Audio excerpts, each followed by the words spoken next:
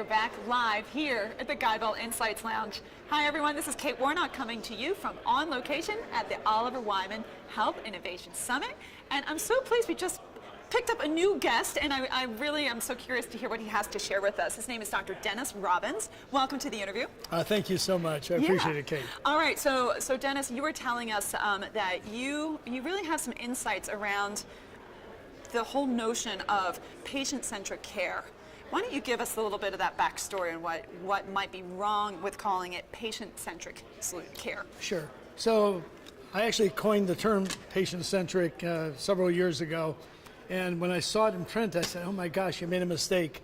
Patients are passive, they're subservient, they're wounded, they're vulnerable, they're often in unequal footing. Even the system often puts them in a situation of enforced helplessness. Yet we want them to be adherent, we want them to change their behaviors, we want them to change their life. It's never going to happen as a patient. Those things happen as persons. So if something's sufficiently meaningful to us, if it matters, if it's important enough, then and only then will we change. Right. So what did you do about it? How did you change what you started? How are you helping to correct that within the industry? Well, I'm trying my best right. to go into places, talking with folks in meetings, talking with companies, embedding that into various brands. So a couple of things. Number one is that the idea of being centric, even different than centered.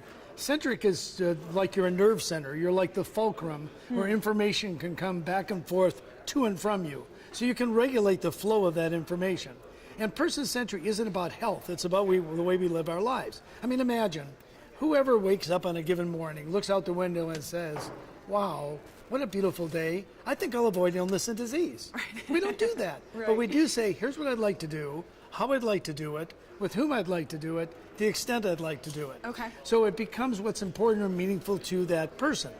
That being the case, even things like prevention changes. So when we currently look at prevention, we think of prevention as the prevention of illness or disease.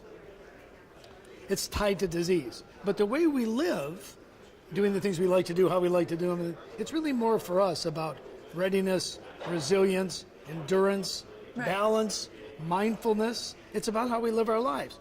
So shouldn't prevention deal with preventing or stopping those things which would interfere with our being able to do that?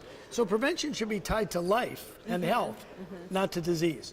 So we really need to flip the system and move that focus away from, again, the passive patient, back to the person, and this shift from a disease focus to how we live our lives. And part of how we live our lives is health. You know, the ancient Greeks said that health is the mean between self-indulgence and self-neglect. It's about balance. It's where we need to sit. Right. So I think we can make a big difference in that arena. Well, Dr. Robbins, I think that your message of empowerment and a really organic approach to what health is, letting it be defined by the individual, is a message that here at the summit, you must have a pretty ready audience. I think so. Yeah. All right. Well, thank you so much for joining us and giving us your insights. This is Kate Warnock coming to you live from the GuideWell Insights Lounge. We're going to be up with another interview in just a moment.